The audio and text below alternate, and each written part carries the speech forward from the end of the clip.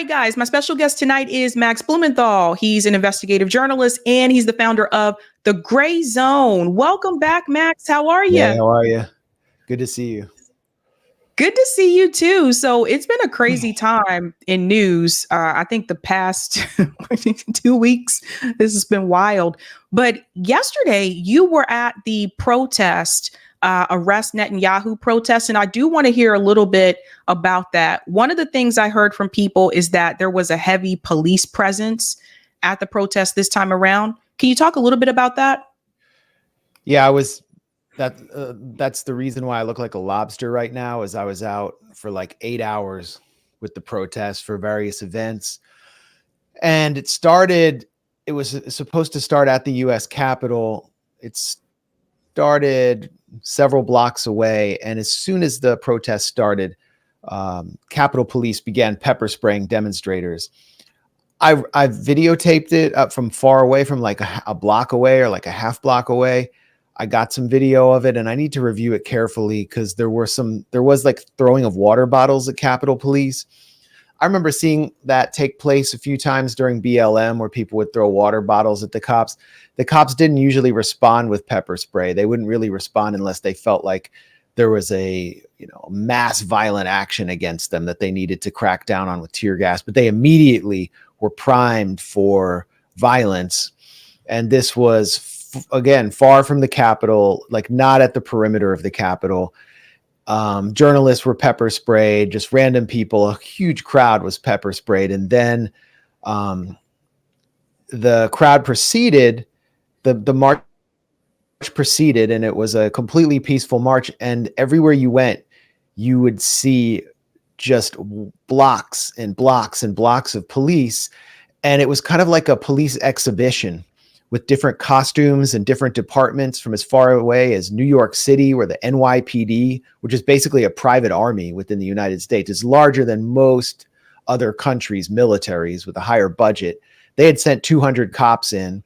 Montgomery County, just outside DC, sent in cops in riot gear, and they were dressed like they were at like a Renaissance festival. They had their round shields, clubs in hand, and they were wearing full armor, like they should have had a coat of arms on their shields. Other police, MPD, were wearing gas masks, and the tactical divisions were out, as well as Park Police, which functions as SWAT. It's federal police in DC. And they were all wearing gas masks in 95-degree heat. It was like a sauna, and they had been instructed to keep their gas masks on. Like normally you'll see cops, if they have gas masks and they're ready for a possible riot-like situation, they have them like with their holsters on their belts, but they were ready to go. Guns were drawn with rubber-coated steel bullets ready to fire, as well as, those like 909 darts, those plastic kind of, the kind of plastic darts they shoot sometimes. Beanbag rounds were ready. I mean, they were just, it was a full-on show of force. I rarely have seen that many police out. And throughout the day, percussion grenades were fired, sound grenades were fired over the heads of demonstrators. There was a helicopter overhead at all times. And so the point of this is, and as you can also, gather this from the address itself, it felt like the real leader of the United States had arrived, and he was receiving the full works of protection from federal police and police from out of town. I mean, I was joking around with the NYPD officers. Some of them appreciated it more than others. I was asking them for directions to the Empire State Building. And basically, you consider what was happening in Washington, D.C. on July 24th and contrast it with what happened when Donald Trump went to Bethel, Pennsylvania, and an assassin's bullet missed him by his head by a quarter of an inch, basically missed altering history by a quarter inch. The official story is that the Secret Service was inept. There were not enough Secret Service officers, and they just failed to do anything to prevent him from getting to this sloped roof that was a sniper's paradise.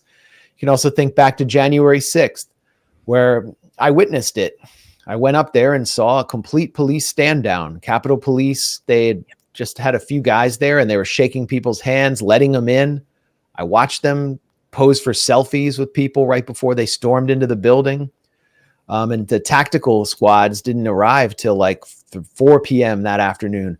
It was pretty obvious Netanyahu was being treated. Two things were obvious. Netanyahu was being treated as more important than U.S. leaders like former President Trump, who required more protection. And number two, the police were all told to prepare for some kind of Hamas attack or a Hezbollah attack. Like they really believed that Iran was Iran's useful idiots, as Netanyahu said, were in the street.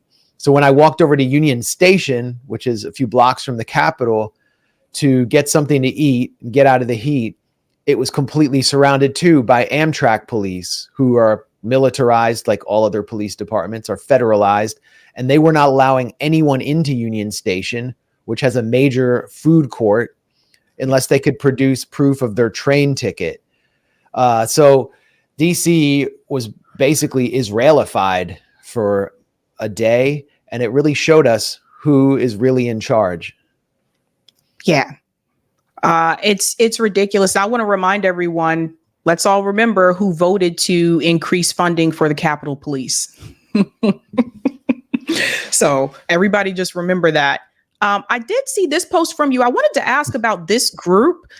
You posted delusional liberal Zionist anti-Netanyahu protest at Union Station, pleading for a hostage deal to save Israel and apartheid with a prettier face. So I'm assuming she says Hamas out of Gaza, Bibi out of office. They're trying to both sides this issue. Yeah, I wouldn't say both sides. They're trying to square the contradictions of liberalism and Zionism. Israel's always been marketed to us, or used to be marketed to us, as the Middle East's only democracy, and a country that was founded on democracy but had to make these terrible choices because of the Palestinian problem. And that if they only had someone to negotiate with and a partner for peace among the Palestinians, then they could have a two-state solution and maintain their democracy. So it's a Jewish and democratic state, and it struggles to be an ethno-supremacist state and a democracy at the same time. The reality is now clear that Israel's democracy is just simply used to legislate ethno-supremacism. I mean, we can see the kind of legislation they're passing day after day to strip rights from Palestinian citizens of Israel and authorize new settlements. And so what you saw there with this protest against Netanyahu from the Zionist left outside the U.S. Capitol was the sad remnants of what Israel's supporters in the Democratic Party wish were in power in Israel, making the most ridiculous statements about Joe Biden's courage and Israel and the U.S. both being founded on equality, and that we need to get back to that, and that Netanyahu is really the only thing standing in the way. However, they did chant for an end to the war and a deal. Many of these people at this protest were family members or friends of family members of hostages or captives in Gaza. And, the people who were taken hostage, you had really two groups of people who were taken into Gaza. One group were the active duty soldiers who were enforcing the siege, and they tended to be either like lone soldiers, foreign soldiers who had also U.S. citizenship, who'd gone to fight for a foreign apartheid army and to carry out a genocidal program before October 7th. They are prisoners of war. They're captives. But the kibbutzim, the kind of cooperative settlements in southern Israel on the frontier of Gaza, those people many of them are leftist, liberal or leftist. And, some of them believed in cooperation and coexistence with Palestinians, had been involved in programs like that. So these are their family members. That's their kind of cultural and political context. And it really just shows you how weak that element is, that not only that they hold very little power in the Israeli Knesset, but that no members of Congress actually came out to address this demonstration. I didn't see any Democrats from Congress actually go and show support to them. While it's true a lot of Democrats did boycott, This was, pretty weak display of anti-Netanyahu Zionist mobilization. I agree 100%. Even with like Rashida Tlaib, I know she held up a sign for Netanyahu to see that said war criminal or whatever. But the reality is, I think Rashida Tlaib could do herself and her base more of a favor if she were to just leave the Democratic Party, make herself an independent. And it would have been great to see her out there in the streets with the protesters, just like Jill Stein was out there. I saw video footage of that. But I think she's taken more of Rashida Tlaib's taken more of the soft approach. There was a statement here released recently by John Kirby from the State Department blaming Iran for funding of these protests. I want to play this really quick. We've said ourselves, the Director of National Intelligence came out publicly and said that we do know that Iran has been funding and encouraging some of the protest activity here in the United States. Some of it.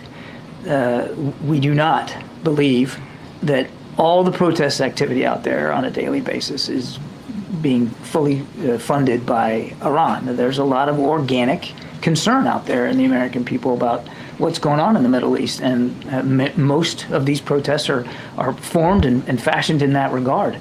We've said ourselves. So, Max, I haven't seen anything that proves that Iran has been funding any of these protests. Have you? No, it's a complete lie, and it would be impossible for them to do it, as far as I know. It's just a complete lie. Just on the issue of Rashida Tlaib first, I think she did what Democrats should be doing. Rather than boycott, they should have been in there holding up signs protesting Netanyahu, disrupting, holding up handcuffs, waving Palestinian flags, doing anything they can to steal his thunder, to disrupt his speech, to protest.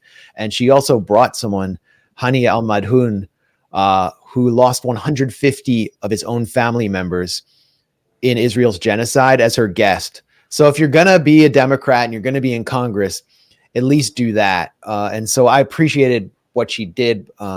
Mike Johnson, the GOP speaker, threatened to have anyone arrested who interrupted Netanyahu. There should have been mass arrests. They should have. I mean, of course, that's not the Democratic Party. It's not the kind of people that it attracts. But just imagine what would have taken place if they had interrupted Netanyahu for an hour straight, taking turns. And that's what, if they were serious about this actually being a genocide and understood the stakes, understood that this is the Holocaust of our time, and then what you would have done during the Holocaust in the middle of the 20th century is what you're doing now, then they would have done that. So somebody at least did it. It's kind of unfortunate. She's the one Palestinian. No non-Palestinian would do that. And so back to the Iran issue. Avril Haines, Director of National Intelligence, introduced this into the media bloodstream, that Iran was funding these protests. They produced no evidence whatsoever, just as they produced no evidence that Iran was plotting to assassinate Donald Trump. They relied on one anonymous human source. All the domestic Iran terror threats, if you actually examine them, are completely cooked up to the point of being hilarious. There's this lady, Masih Alinejad, who's the top, opposition figure, Iranian opposition figure in the United States. Like whenever there's conflict with Iran, they cart her out, and she comes on Jake Tapper or one of the, CNN's House Zionist, who will allow her to hold forth on how Israel should actually attack Iran. That Iranians actually want to see Israel attack Iran. Her salary comes from the U.S. government. She's basically a U.S. intelligence asset. And she was the center of another fake plot like 2 years ago, where the FBI arrested some men who were said to be surveilling her home. And according to the indictment of these men, they were going to kidnap her, drive her to the harbor in New York, and then Venezuela's military was going to pick her up in fast boats and take her to Venezuela from New York, where she would then be taken on a plane to Iran. So they're like, it's like the double whammy. They're going after Venezuela and Iran. accusing them of trying to kidnap this opposition figure and who is living in Brooklyn on the US government's dime. And it's the fakest thing I've ever heard. Like, you have to be incredibly submental and have the IQ of a grapefruit to believe that. Unfortunately, the entire media swallowed it whole. So that's what they're doing here. There's no questioning of Iran the idea that Iran could somehow fund these protests. And the protests don't even feel funded to me. Also, remember, the Washington Post falsely accused the Gray Zone of being a vehicle for Iranian influence. And they produced zero evidence of that. It's totally false, but they went with it. Full page article in the Washington Post, just cobbling together innuendo. So they're determined to delegitimize these protests. And what Avril Haines, the director of national intelligence, did was feed Netanyahu, give him some fodder for 20 minutes of his entire speech, where a foreign apartheid leader denounced, denigrated, and smeared U.S. civil society, smeared U.S. students, smeared U.S. activists, smeared the Palestinian and Arab American community, the Muslim American community, as useful idiots for terrorist groups, just on and on and on, while Congress on both sides of the aisle clapped like a bunch of seals. It was a disgusting and that was the anti-American display, cheering for this foreign war criminal as he attacks your own citizens.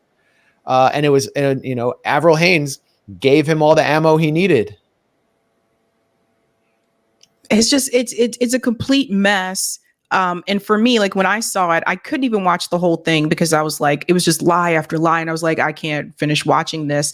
But to me, it's just like, imagine if that was Vladimir Putin or Xi Jinping. There would be no standing ovation. Well, of course not. There are adversaries. They're the official enemy. Netanyahu's part of his job is to convince Americans that the U.S. and Israel have shared values, and not just that, but that somehow Iran is going to stage some kind of takeover of the West.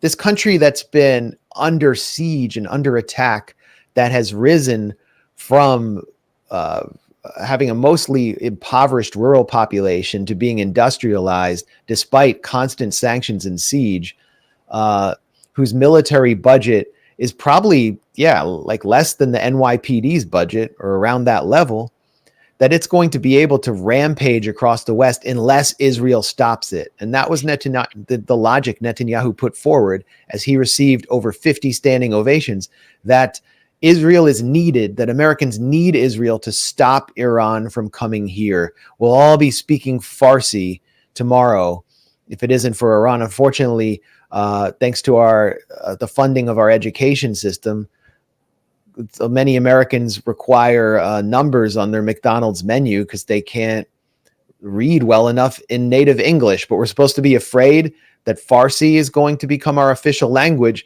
That's Netanyahu's logic, accepted particularly by the Republican side of the aisle.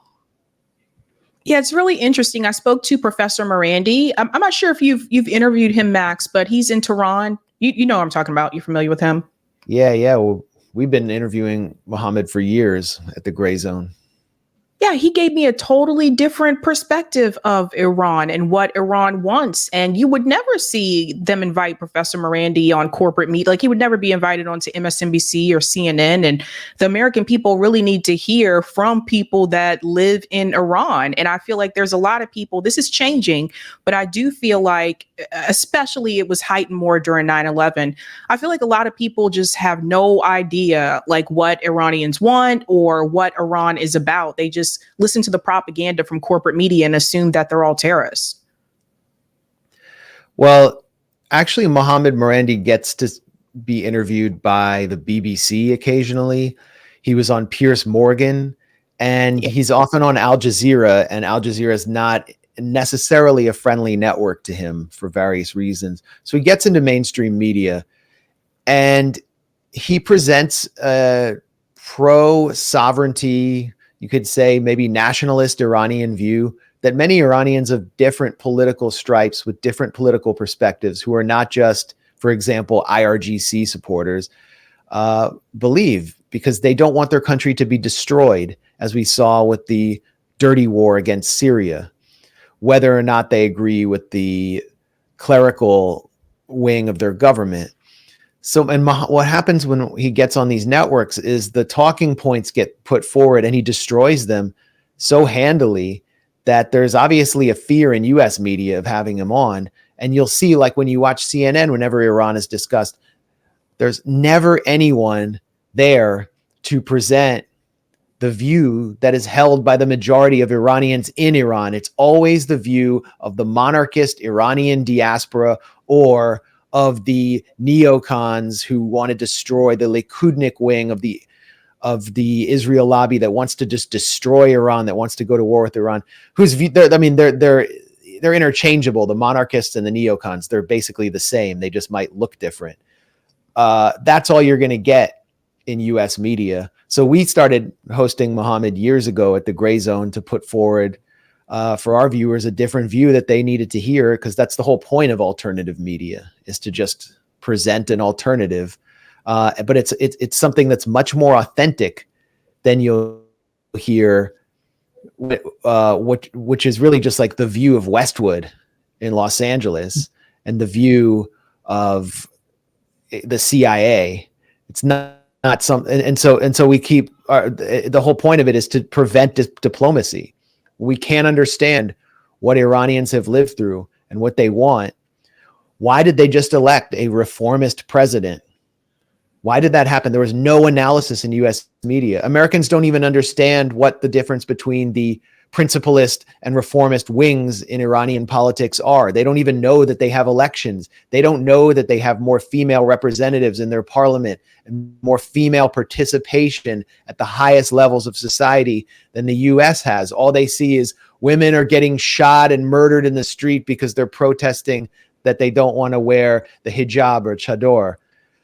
What we don't see in US media is footage of women being brutalized, including older female professors, by militarized police for protesting genocide on US campuses. The Women Life Freedom crowd said nothing about all of these videos that we saw for months and months and months when school was still in session, of women just being brutalized by heavy-set cops on a mass roid rage, rampaging across campuses, attacking the flower of American youth for having the conscience that our leaders don't have to stand up against the Holocaust of our times. So the hypocrisy in the way that the US views Iran has never been more stark.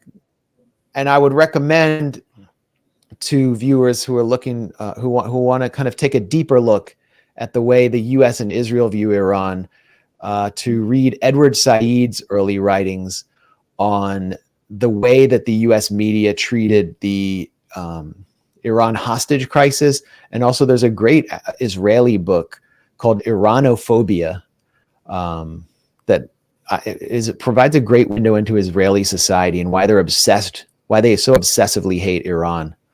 But yeah, this is Netanyahu's obsession for sure. It is his dream. His dream is to get the U.S. to wage war directly on Iran. That's Netanyahu's one of the main reasons that he thinks he needs to still be in power. And that brings me to what's next for Israel, because I saw this article recently. It says exclusive, the UK is likely to restrict arms sales to Israel and drop the ICC objection. I mean, this is like our sister country here for those of us in the United States. Do you think this would have any push on the US government if the UK does do this, if they restrict those arms to Israel? Well, it would be remarkable to see Keir Starmer enact such a policy after running on his support for the Israeli genocide in Gaza. Keir Starmer obviously did that because he's craven, he's highly ambitious, he didn't want to be subjected to the kind of political assassination that Jeremy Corbyn experienced. But if he does this, it won't have any material effect on Israel's war, which is fighting currently on three fronts. It's fighting towards its south in Gaza. It's fighting in its north against Hezbollah. And now it's fighting directly against Ansar Allah, or the Houthis, the de facto government of Yemen. It'll have no material effect because the United States is the main supplier. And the United States is responsible for supplying not just armaments, but Israel's main weapons platforms that allow it to commit genocide. It's aircraft, it's air power. Israel without air power would not exist for another 24 hours. It certainly wouldn't be able to exterminate so many families and children. And then there's Germany. If Germany announced an arms embargo, Israel would be in big trouble. Not a lot of people know Germany supplies 47% of arms exports to Israel. And so we're not just talking about armaments, including some fairly sophisticated missile targeting systems. We're also talking about Dolphin-class submarines. We're talking about cruiser-class boats, smaller boats that Israel uses to besiege Gaza from the west. If Germany did that, yeah, Israel would be in big trouble. But the lifeblood of Israel's genocide machine comes from Berlin and Washington, and not London, although it would be a powerful symbolic move. I think so too. I'm thinking about this ICJ ruling recently, where they have finally acknowledged that Israel is an apartheid state and an occupation, and they've called this out. And from what I read, from what I understand, this is separate from October 7th. Apparently, this is a different case that was brought forward to the ICJ. Do you think that will have any bearing on some of the other countries that are still supporting Israel, maybe have lukewarm support for Israel? The fact that the ICJ is now talking about the apartheid and the land grab in the West Bank, because that's somewhat separate from what's happening in Gaza. Yeah, the ICJ decision definitely makes the argument easier at the official level in the halls of power across Western Europe. It's having no effect in Washington, but it makes the argument easier that Israel is an apartheid state and should face sanctions and arms embargoes. Whether Western Europe can actually enforce that decision, whether they want to, and we also need to consider the political winds there, which are not exactly shifting in the direction of the left, except maybe in France. There's no enforcement mechanism, period. So it's still a symbolic decision. It's an important decision, and it's the result of years and years of Netanyahu running unchecked. Netanyahu openly stated for the first time after October 7th, when I mean for the first time, I mean for the first time, period, that there will be no two-state solution, that he will actively fight a Palestinian state, and that his value to the average Jewish Israeli voter is as the person who will stop a Palestinian state from ever coming into being. The Israeli Knesset voted overwhelmingly, with almost no opposition, to reject a Palestinian state and any process that allows a Palestinian state. This happened this month. So the Oslo Accords that the U.S. had always been pushing as this phony peace process, one of the main architects of the Oslo Accords, Martin Indyk, died just a few hours ago. And I think his death is sort of iconic because we've just witnessed the final death of the Oslo Accords with this ICJ decision. The Oslo Accords were created to generate a process that would never lead to peace because the process was endless. It never forced the Israelis to assign borders, to present a map at negotiations. So they would never set final borders. They would never allow for a plan for a Palestinian state to ever be negotiated on. They just say, let's just keep negotiating. We want peace. And meanwhile, we're announcing 10,000 new settlement units in Bet El and 5,000 new settlement units in Ariel, and they just keep building new settlement units while saying they want peace. That's gone. So now we can see Israel for what it truly is, which is just an expansionist settler colonial entity enacting a system of apartheid and using genocide as a tool to consolidate their hold over as much land as possible. The maximum amount of Palestinians and the minimum amount of territory. And that means when we talk about the minimum amount of territory, it's going to be, we're talking about camps. We're talking about high-tech, heavily fortified Indian reservations. That's the plan for Gaza going forward. And that's what the West Bank essentially is right now. We don't pay enough attention to the West Bank, but the West Bank is hell right now for its inhabitants, particularly in the smaller villages. And this is all because of Oslo. This whole thing is because of Oslo. The smaller villages are in, according to Oslo, Area B and Area C, and those do not have Palestinian autonomy. So the Israeli military is king. The Israeli military dictatorship rules there. And they've given the settlers American M4 Colt rifles, and they've given them uniforms, like just straight up fanatics. It's like basically giving the Klan a police badge and an automatic weapon. And they go into the Palestinian villages and terrorize their residents until they leave. And then they start building little, settlement encampments to tell them that you can't come back. And that's part of the process of ghettoization, clearing out the rural population, pushing them into urban areas, then turning those urban areas into kind of reservations or camps. That's what Israel's plan is for Gaza, which doesn't really have much of a rural, it doesn't have much rural area because Gaza already is this kind of reservation camp canton where everybody had already been pushed from southern Israel starting in 1948. So the results are going to be horrific. And that's what I want to emphasize here is whenever there's a ceasefire, that's not the end of the war. That's not the end of the ethnic cleansing. Israel intends to keep troops in Gaza. That's why we see all these breakdowns in the negotiation over the ceasefire, because Israel wants to keep troops in there. It's building a military base between the north and the south called Netzarim, and it's going to use those troops and its presence to try to further ghettoize people into what they call security zones, again, which are camps. So I don't even know if the term apartheid is sufficient to describe the horror of what we're about to witness. See, this is why I always push back when people say, well, Joe Biden said, well, now Kamala Harris said they want a two-state solution. This is why I push back, because that's a joke. And people have to understand, like Netanyahu, as Max just told you, said he would fight against a two-state solution. Guys, this is a game. So like our government, like when you hear them make those statements, that's a game.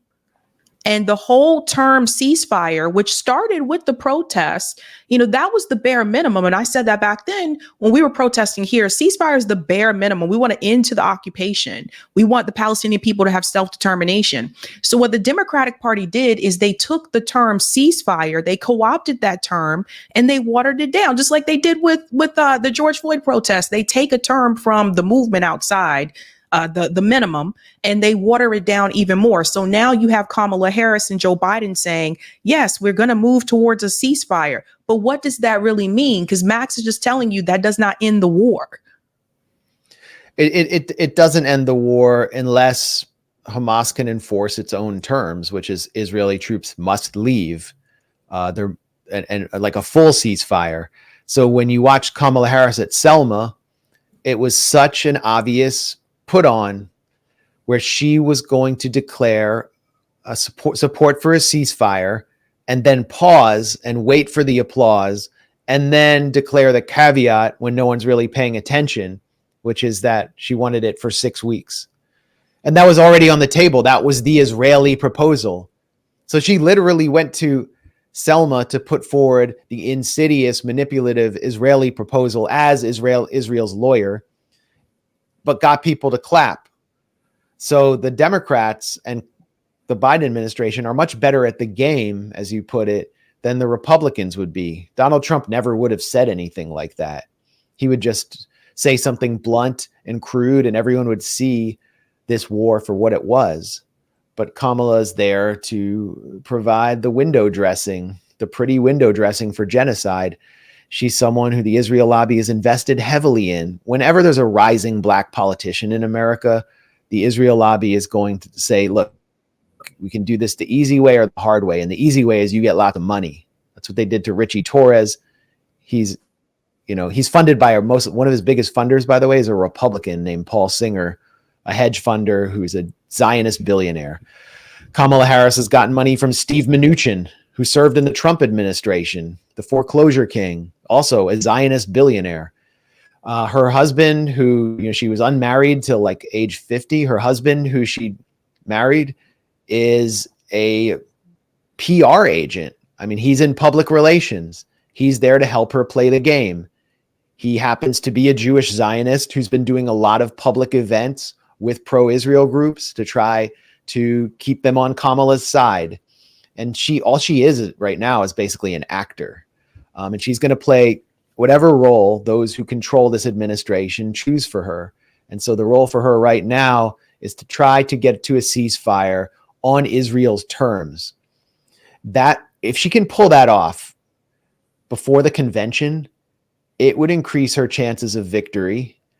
And the public, except for those who are hardcore, who watch Sabby, Sabs in the Gray Zone, who are really paying attention, or who, are Palestinian and really follow what's going on because that's where their families are, will not be seeing what Israel's trying to do to Gaza after the ceasefire, which is, as I said, to further ghettoize the ghetto. And so I think it's important to reject anything short of a real ceasefire, reconstruction for Gaza, allowing people to stay there. It's going to take 20 years to reconstruct it, and allowing them to choose who they want to have serve them. And the fact is, Hamas has a very large grassroots constituency, the largest of any faction in Gaza. You won't see this in US media, but under bombardment, under siege, under this genocide, Hamas's municipal workers have continued to provide services, including schooling and sewage treatment, to try to keep people alive. So if they're so terrible and evil, how are they able to do that? Would this take place in a U.S. city? We're not under siege here. We're not under bombardment, but in some parts of U.S. cities, there's no clean water. So again, just backing up to what I was saying about Kamala versus Trump. If Trump came into office, you would actually see more focus on the phoniness of the Israeli ceasefire proposal. But when you have a Democrat posing as Israel's lawyer, it's more likely that Israel could get it on their own terms and they could crush any dissent that had existed before. What's interesting to me, too, I've been looking at the polls. I notice now that it has been announced that ultimately it's going to be Kamala. That's going to be the nominee. I noticed with the younger voters, she now has a higher approval rating with younger voters than Joe Biden did. And I've seen accounts on Twitter that were a part of the pro-Palestinian movement and participated in those protests. Now, all of a sudden, they're just like, yeah, Kamala would be great. And they're posting these coconut emojis and they've gotten in line for Kamala. And I'm like, it's like they don't even realize that Kamala Harris is also pro-Israel, that she takes money from AIPAC. I mean, she's no different than Joe Biden when it comes to the Israel position. So I don't understand how the message got lost here, but it reminds me of going back to the George Floyd protests. I feel like this similar thing happened where after Donald Trump lost, all of a sudden, a lot of the protesters went home because as if police brutality ended because a Democrat won and Trump wasn't in office. And I feel like, so there's a disconnect. Something happened here with the younger group where they don't understand that Kamala Harris will be doing the same things as Joe Biden. She will still give arms to Israel. Why do you think that happened? Well, you brought up a perfect example of people who have very little political education but want to be activists. What we saw in the late stages of BLM was just a a tragic example of people being duped, bamboozled, and used by those in power in a strategy of tension to create chaos in order to undo the Trump administration and make way for status quo Joe, the author of the crime bill, and to allow the Democrats to roll back all the promises on police reform. Towards the end, I mean, I just stepped away towards the end from the protest because to me, it was clear it wasn't about police brutality anymore. It wasn't about the cops at all. It was about freaking out over Trump and vague concepts of white supremacy that were not actually being confronted in a coherent, material way. And if you look up Open Society Foundations, Black Lives Matter, look up Ford Foundation, Black Lives Matter, just Google that. Google any major billionaire liberal foundation, and you'll see that they pledged right after Trump lost, after November, all these foundations pledged hundreds of millions of dollars to what they call Black Lives Matter. And it all went to basically pay people to go home and stay in their quote unquote communities and work on, identity politics, quote unquote woke initiatives that had very little to do with class or challenging the prison industrial complex, militarized police. And they succeeded. They basically succeeded with their plot. They would like to do that with the Palestine Solidarity Movement, but they can't because it never became the current thing. The people who are involved in it are not really easy.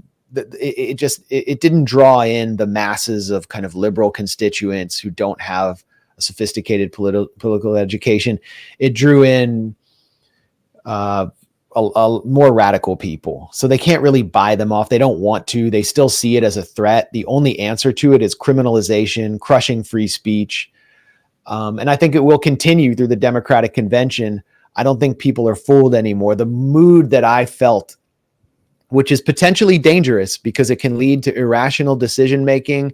And, and I witnessed it, some very self-destructive propaganda moves, was just raw, visceral anger at the welcoming of Netanyahu and of the genocide that's taking place. This is a generation that has been formed for the last 9 months, taking in images day after day of burned children and hearing lie after lie after lie transmitted from mainstream media. So they were out in the streets, not just seeking anyone to scream at, the cops, then some bystanders. If I saw people try to engage bystanders and convince them, and it was like, you're talking to someone coming out of Union Station.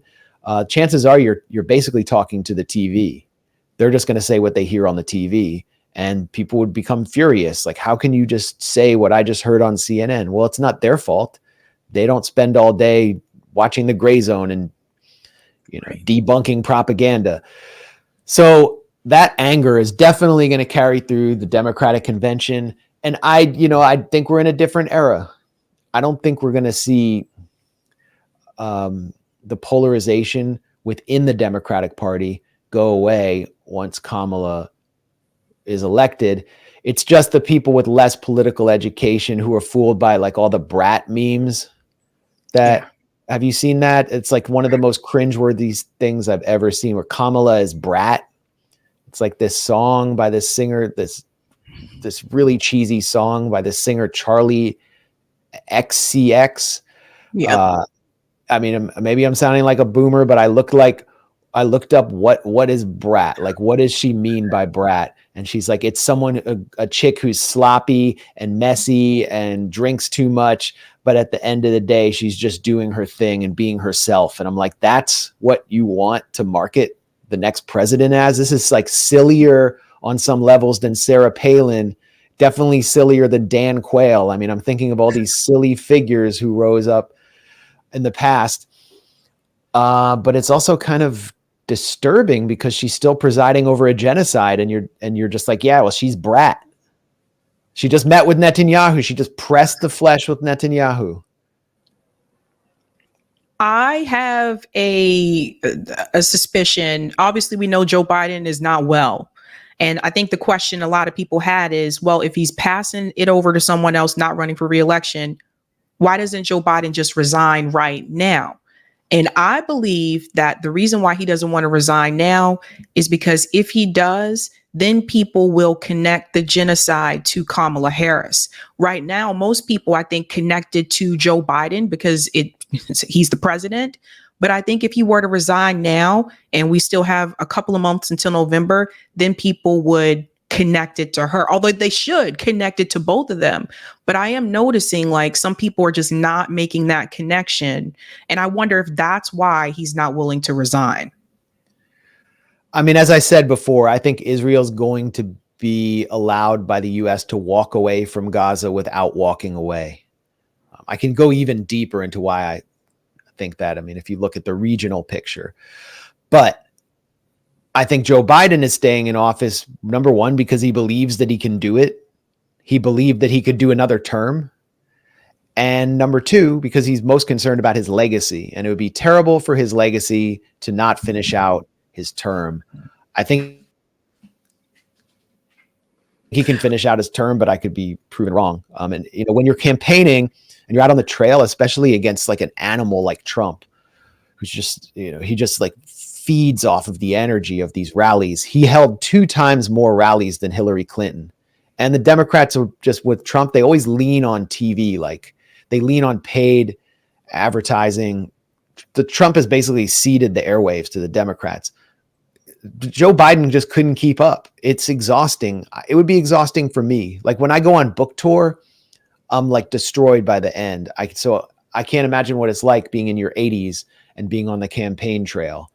So now Biden can basically take his naps. He can get, therapy treatments. I don't know what they do to him. They can modulate his cognitive enhancement drugs much more effectively. There's nothing very unpredictable about his schedule, and he can finish out his term.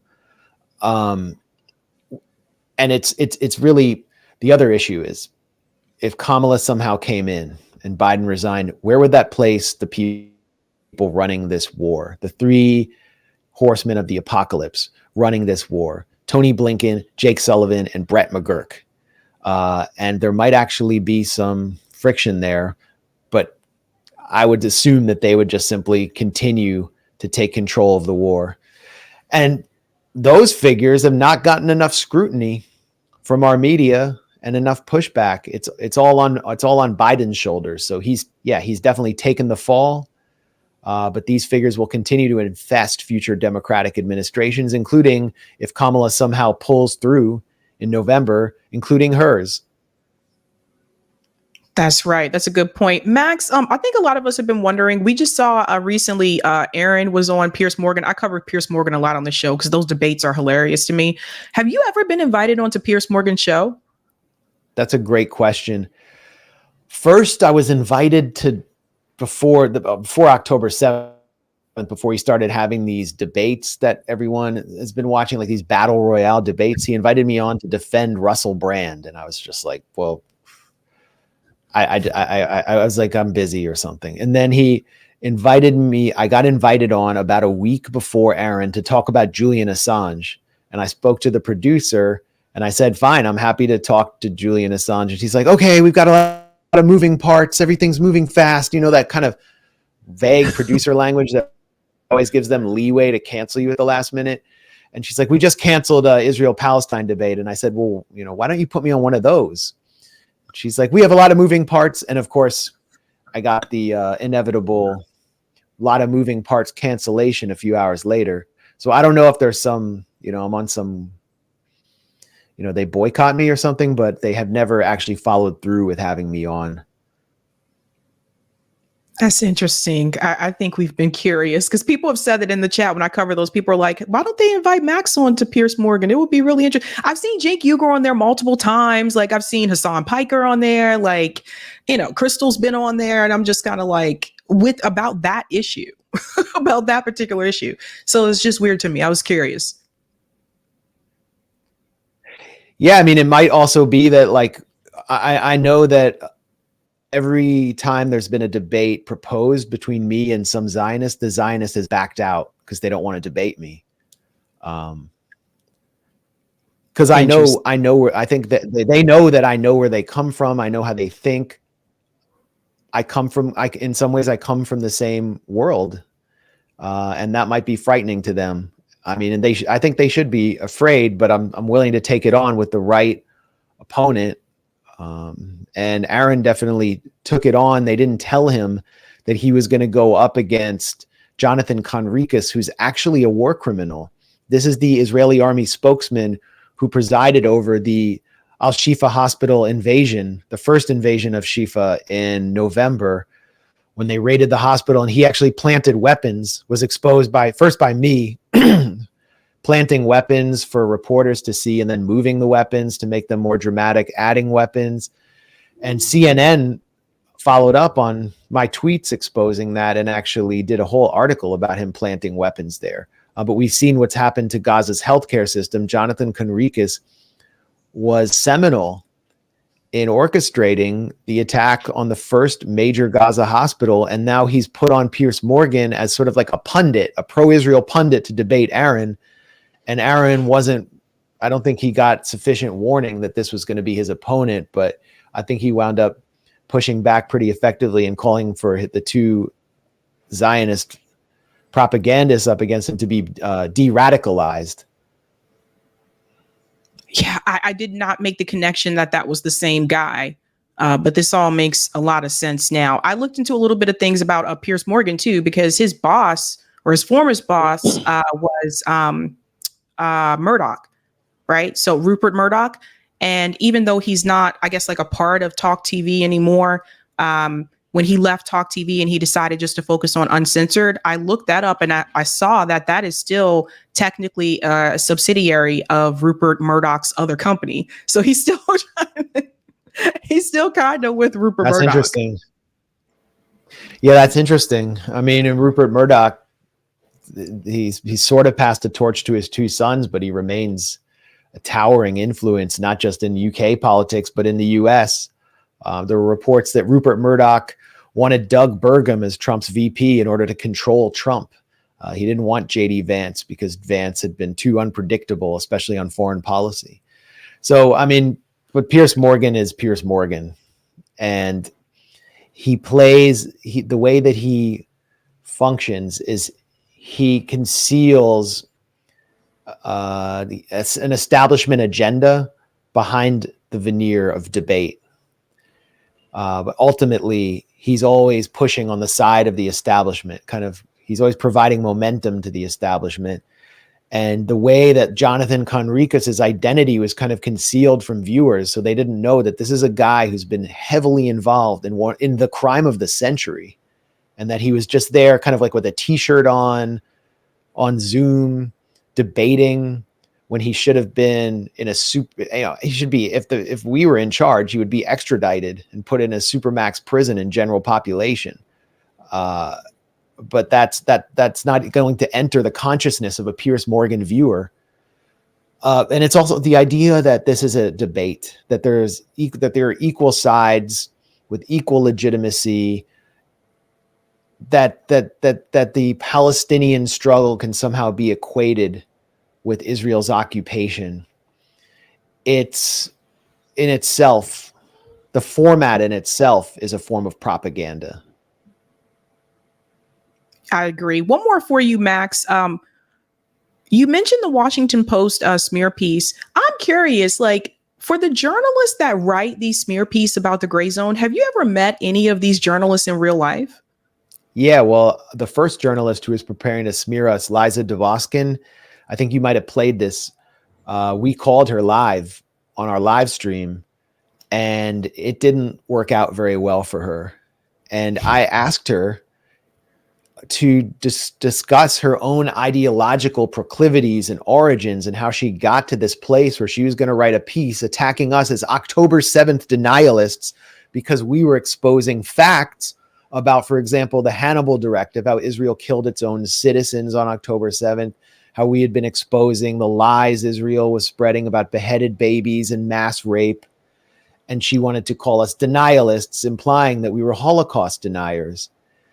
And we had found, or I think it was Ali Abunimah from Electronic Intifada, had found that she, when she was at Columbia University or Columbia Journalism School, had written in the school paper, The Spectator, that Palestinians were a stateless, nomadic Bedouin people with no national identity before Israel was founded. And so I questioned her about that. And I said, "Are you a Zionist?" And she said, excuse me? It's like, everybody wants to know everything about me. Is Iran behind me? What do I believe in? I'm transparent. Like, that's the thing. That's why people trust alternative media, I think, or independent media. Is we put it all on the table. We say what we truly believe. But she was just horrified that I would ask if she had any ideology at all. And it's relevant. It's actually very relevant now for every Jewish journalist who is working in mainstream media, because I know how we were raised. We were raised in an environment where we were encouraged to be Zionists. We were offered free trips to Israel coming out of college. We should know if they're Zionists or not. Because okay, if you're covering like the arts or sports or something, it's not relevant. But if you are covering Israel-Palestine or U.S. politics where Israel-Palestine is a major issue, we should know if you're a Zionist or not. We should know what you actually think. And she refused to answer, and she refused to discuss with me the Hannibal Directive. And I said, this is all on the record. You can quote anything I say. And I laid out the facts on the call, and she didn't quote anything.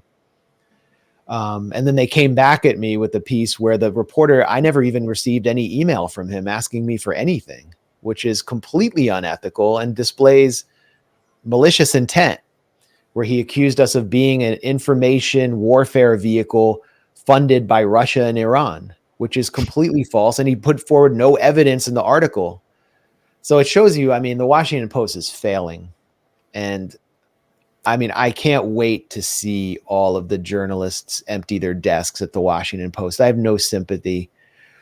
It's failing. They are going to have to cut staff. They're introducing a third section to the Washington Post where it's based on what they call social media storytelling, which is basically, it's like we're going to try to seem like a cross between Zoomers on TikTok and alt media, but we're still going to put forward the same establishment horseshit that has been boring and disgusting the American public and causing them to turn away from us.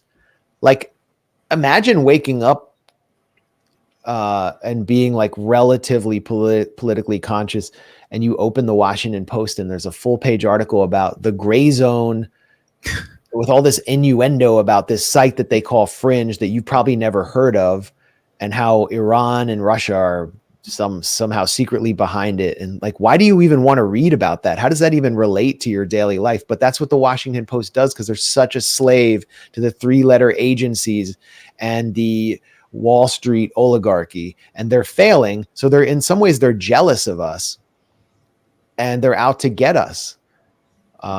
They want to destroy us. And one vehicle they're using also is Wikipedia.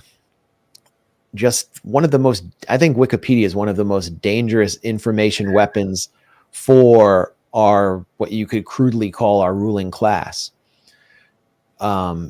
I can talk about why for the next hour, but the point I just wanted to make is, like, you look at what they say about the gray zone, try to correct it, try to correct what they say about me, and you will not be allowed. A cartel of less than 300 editors controls the majority of content and sets the rules. And the gray zone is considered denigrated content. So you can't even cite us if we write a true article. And what's going to happen in the next year or two is we're going to see Wikipedia be the go-to source for AI, so that when you consult ChatGPT or any other AI app as the oracle and say, what is the gray zone? It will just read off our Wikipedia entry to you. And that's all they need to do to isolate us. And that's the agenda, the censorship agenda, the soft censorship agenda, I think, for all alternative media sites and podcasts that challenge power in an authentic way. I wasn't even allowed to use Wikipedia as a source in grad school. Yeah. So that should tell people something. Like, it doesn't count as a verified source. Well, Max, thank you so much for coming on. Anything coming up cool for you or the Gray Zone? We're thinking about doing something in Chicago, like a live show, but logistically it's not clear that'll be possible.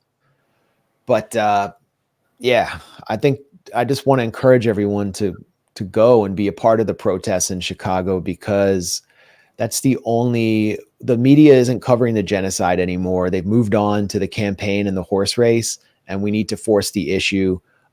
We need to keep the pressure up.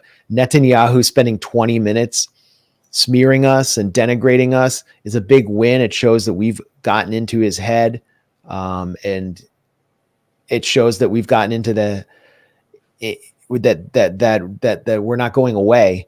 So there needs to be a major presence at the DNC, particularly if the genocide is continuing. So we're going to do what we can to support that. I mean, I plan to be there one way or another, but if we can do like a live show and, help give people somewhere to converge away from the convention, we're looking into that.